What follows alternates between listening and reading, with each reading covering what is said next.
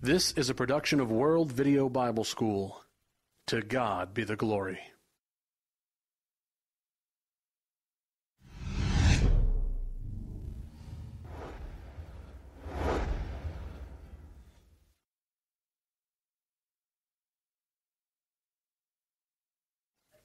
Well, let's see. What am I going to wear today?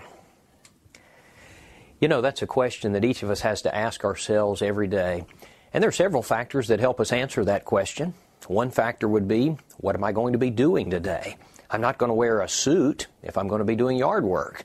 Another factor would be, of course, the weather. And I'm not going to wear short sleeves if it's going to be very cold outside. But you know, there's another factor that we need to consider every time we go to our closet, and that is the modesty factor.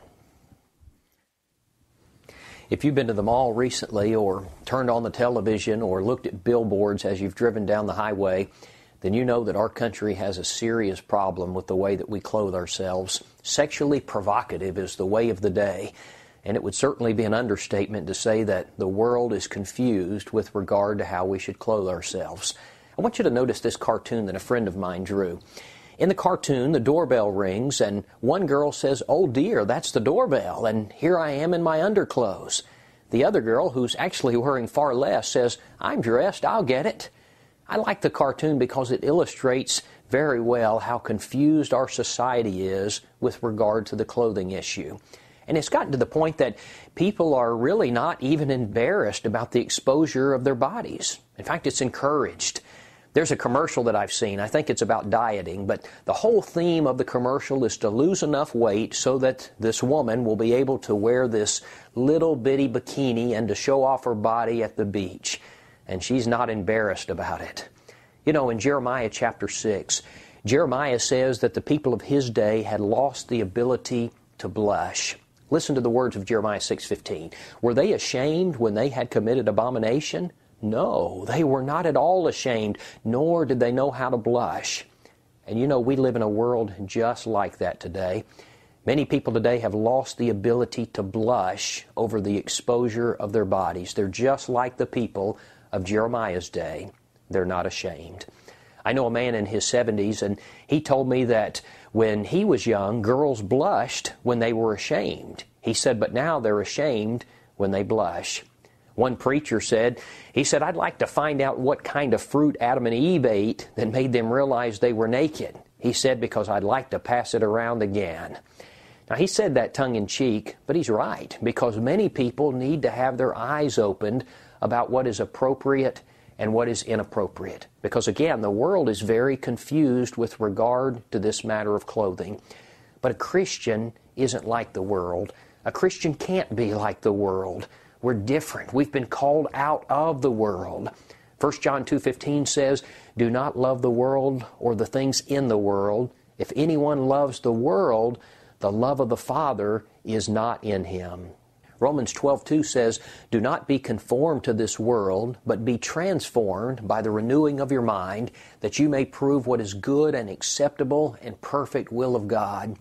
But very sadly, this problem of immodesty, lack of clothing, has affected Christians, and it's crept into the church. You know, there are some places where men don't want to serve on the Lord's table because of young ladies who are dressed immodestly in worship. And there are wives who don't want their husbands to teach the teenagers because of the way that some of the young girls are dressed, or maybe I should say the way they're not dressed. And you know, this is a very unpleasant subject to teach about. And sometimes it's embarrassing both to the one teaching it and also to the hearers. And sometimes people who like to dress immodestly get angry because they feel like they're being insulted. And sometimes when teachers teach on this subject, people will accuse them of having a dirty mind. And I guess that, along with the anger, has caused some to just avoid the subject altogether. I guess they feel like it's not worth the grief. But you know, if we're going to be pleasing to God, we have got to discuss it. We have got to be right about this matter, whether or not we want to admit it. When a woman goes into public in modern-day swimming wear, or she's wearing short shorts or a short skirt, or with her midriff exposed, or wearing clothes that are too tight, she's doing something that's sinful. She's taking the sexual impulses that God has instilled in men to draw husbands and wives together, and she's corrupting them. She's allowing them to be cheapened. Now, She might not know that she's doing it, but she's distorting sex as God designed it. Now, why is it the case that man is sexually impressed by the woman? You know, it's not an accident. It's because God made us that way. Now, why did He do that? Genesis 2:24, therefore shall a man leave his father and his mother, and shall cleave unto his wife, and they shall be one flesh. The reason man is sexually impressed by and attracted to woman is because of God's design. But you know, there's a big difference in the physical attraction of a husband and a wife and that of a man who is physically attracted to a stranger on the beach or at the pool or at the mall. First, let's talk about the husband and wife. The Bible says, let your fountain be blessed and rejoice with the wife of your youth. As a loving deer and a graceful doe, let her breast satisfy you at all times and always be enraptured with her love. Proverbs 5:18 and 19. Now, that's a husband and wife. Now listen to the difference. Here's a man and a woman to whom he's not married. Matthew 5:28 says, but I say unto you that whoever looks at a woman to lust after her has already committed adultery with her in his heart. Now, someone might try to rationalize and say, well, so long as nothing physical happens, there's nothing wrong with it. I heard someone say it's all right to look so long as you don't touch. But you know, that's not right. The Bible teaches that God is concerned not only with our actions, but also with our hearts. Matthew 5:28. And Job 31 and verse 1, Job said, I have made a covenant with my eyes. Why then should I look upon a young woman? You see, Job understood that it would be wrong even to look on a young lady in a lustful manner. All right. This matter of properly clothing ourselves is certainly important, and the world's very confused about it. And so what I want to do is to list some considerations to help guide us in knowing how we ought to dress ourselves. Number one, the first consideration should always be what God said, God's law. You know, sometimes people will say, well, the Bible really doesn't tell us how to dress ourselves. But that's not true. The Bible does tell us. Some of it's very specific, and some of it's in principle. But the Bible does tell us. Now, I want to begin in the book of Genesis, Genesis chapter 2 and verse 25. The Bible says about Adam and Eve, they were both naked, the man and his wife, and they were not ashamed. Now, why were they not ashamed? Because apparently they weren't aware of the fact they were naked, according to verse 7. But after they ate of the forbidden fruit, the eyes of both of them were opened, and they were made aware of their condition. And they sewed fig leaves together, and they made themselves aprons. The New King James says coverings. Now, this word means a girdle or a loincloth. One version says they made themselves loin coverings. Another version says they covered themselves around the hips. But what's very interesting is that the clothing they made was apparently not adequate, because verse 21 says, also for Adam and his wife, the Lord made tunics of skin and clothed them. Now, this word for coats of skins is a tunic, a long shirt-like garment. Strong's Concordance even gives the definition of a robe. It was a garment that started at the shoulders and flowed down like a long shirt. Now, they had made themselves loin coverings, but the Lord made them robes and clothed them. Now, the implication seems to be that they were not adequately covered. And notice that when God came into the garden, Adam said, I was naked and hid myself. Now, he had fig leaves covering him in his loin area, but still he refers to himself as being naked. And God doesn't argue with him. God says, who told you that you were naked? Now, secondly, I want to consider another passage, this one from the book of Exodus, chapter 28. Now, the section of the chapter that we're going to be looking at is dealing with the making of the priest garments under the Mosaic system. Now, beginning in verse 40, the text says, this is from the New King James Version, for Aaron's sons you shall make tunics, and you shall make sashes for them, and you shall make hats for them for glory and beauty. So you shall put them on Aaron and his brother and on his sons with him. You shall anoint them, consecrate them, and sanctify them, that they may minister to me as priests. Now listen to verse 42.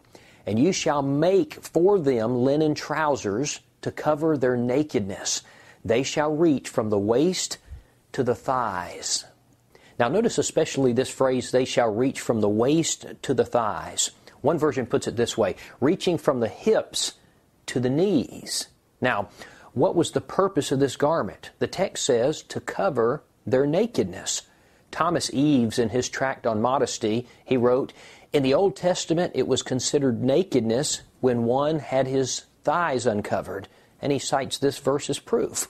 So, what do we have so far? In order to be covered adequately, a garment started at the shoulders and it went down to the knees. Now, the third passage I want us to notice is from 1 Timothy chapter 2, verses 9 and 10. It says this, in like manner also, that the women adorn themselves in modest apparel with propriety and moderation, not with braided hair or gold or pearls or costly clothing, but which is proper for women professing godliness with good works. Now, there are three things I want us to notice in this passage. The first one is modest, the word modest. Now, this word means orderly, well-arranged, or decent. The idea is that she's to adorn herself or beautify herself in a way as to not draw undue attention to herself. Now, in the immediate context, what he's discussing is a woman who's overdoing it. That is, she's overdressing. She's wearing flashy clothes and a lot of makeup and expensive jewelry. But you know, there's another way in which a woman could draw undue attention to herself, and that's by underdoing it. That is, by wearing too little, by wearing clothes that are too tight or too low or too short or too thin or too revealing. Now, the second word I want us to notice is propriety. Now, the King James Version uses the word shamefacedness. The word propriety is actually closer to our modern-day word modest than the other one. The Greek word for shamefacedness or propriety means a sense of shame, modesty. It's used regarding the demeanor of women in the church. Now, the third phrase comes from verse 10, but which is proper for women professing godliness. Now, let me introduce one more thing, and then we're going to put all of this together.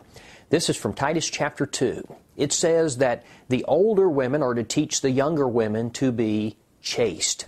Now, that word means pure from carnality, modest, perfect, or innocent. Now, that's the definition of Strong's and Vine's combined. Now, let's put it all together. A godly woman, then, is to dress in such a way so as to not draw undue attention to herself. She should have a sense of shame or modesty about her. She should be innocent and pure from carnality, and she should dress as a woman whose most important thing in life is to be pleasing to God. I'm sad to say that modern-day swimwear doesn't fit that definition. And a person who wants to please the Lord has no business being out in public in modern-day swimming attire. Now, that would include both bikinis and one-piece bathing suits. And these cut-off shirts that expose the midriff, they don't fit this description, this biblical definition of modest. Most modern-day cheerleading uniforms don't even remotely come close to fitting this description. A large deal of athletic wear and shorts and form-fitting clothes don't fit this description. And a sporting event doesn't change immodest into modest. And a wedding doesn't make immodest into modest. Being near water doesn't make immodest modest. Hot weather doesn't even make immodest modest. On one occasion, a woman had come in to speak with President Woodrow Wilson about some matter. And when the woman left the office, another man in the office said something about her being an intelligent and attractive woman. President Wilson replied, she was a well-dressed woman. The man said, I didn't notice what she was wearing. President Wilson said, that's how I know she was well-dressed. Now you might be thinking, you're talking a lot about the woman. Isn't modesty applicable to the man? And certainly it is. But you know what's interesting? When you read the Bible, generally the principles of modesty are applied to women, and passages prohibiting lust are applied to men. Now, is that because women never lust, or because modesty doesn't apply to men? In both cases, the answer is no. It's because of the way we're designed. Lust is generally a bigger problem for the man than the woman.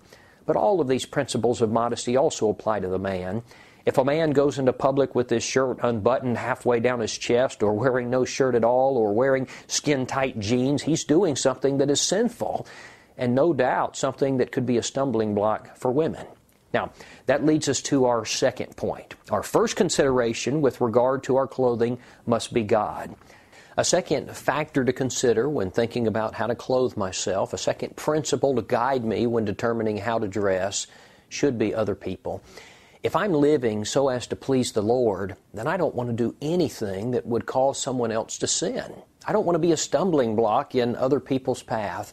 And it is the case that the way I clothe or don't clothe myself can be a stumbling block for other people, which may lead them into sin.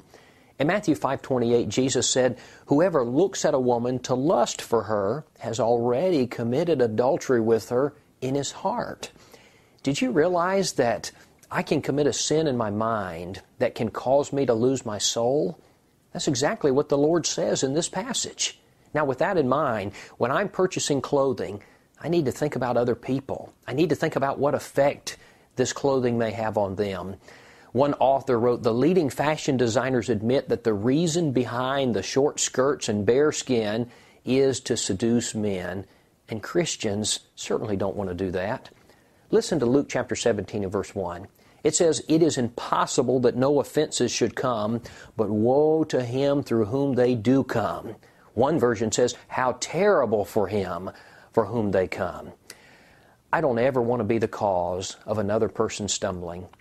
Some years ago, there was a survey that was done among high school boys, and they were asked the question, can a girl tempt a boy by the way she dresses? 98% of the boys said yes. They were asked the question, does fashion use sex appeal? 96% of the boys said yes. They were asked, do you believe that boys are more stimulated by sight than girls? 92% said yes. Do you believe the passions of boys are A, more easily aroused than girls, B, less easily aroused, or C, the same? 87% answered A, more easily aroused. They were asked, do you feel that girls really understand the problem of immodest apparel? 50% of the boys said no, we don't think so. They were asked which part of the female body as seen in public most quickly arouses your emotions. 60% of the boys answered legs. They were asked, if you were married, would you want other men and boys to lust after your wife? 96% said no. And then they were asked, if she dressed like most girls do today, would most boys be tempted to lust after her? 77% said yes. Now, what does this survey tell us?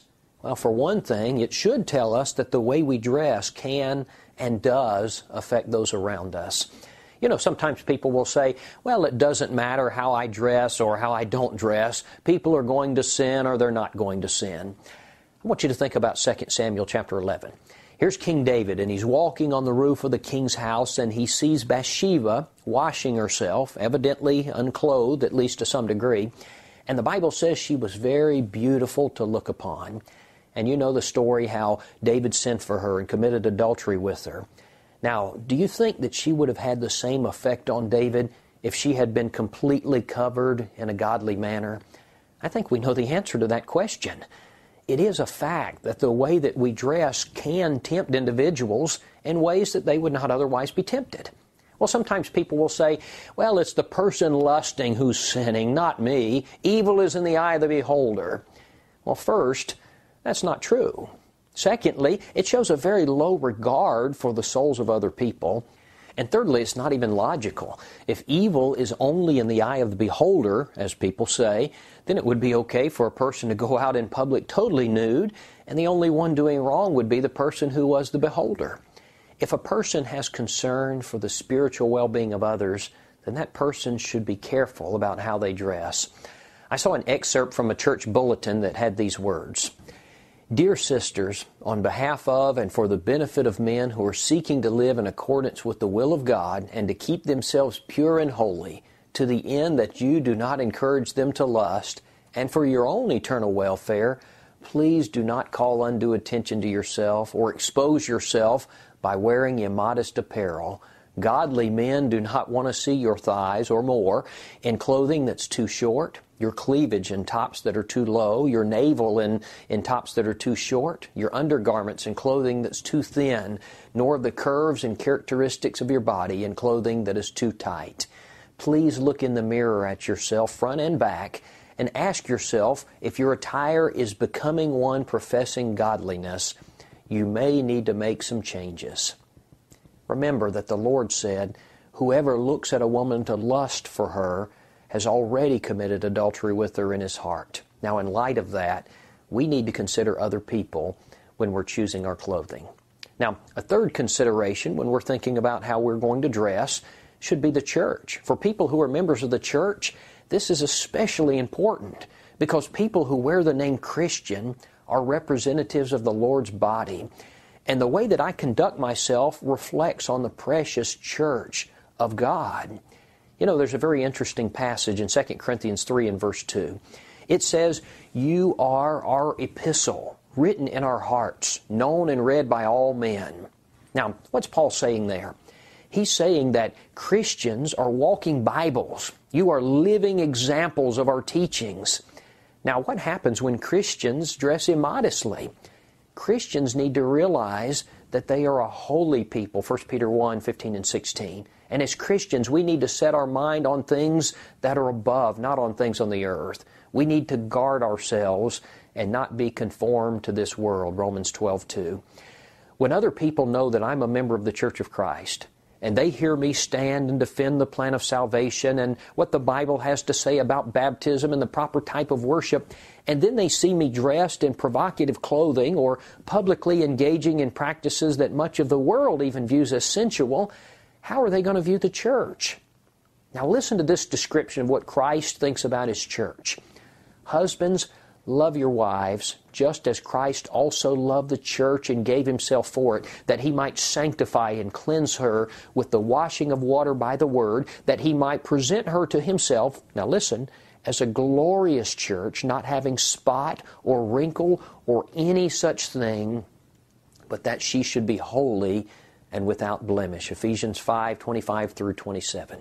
Now, for just a minute, I want to talk about some of the false ideas that people have about immodest clothing.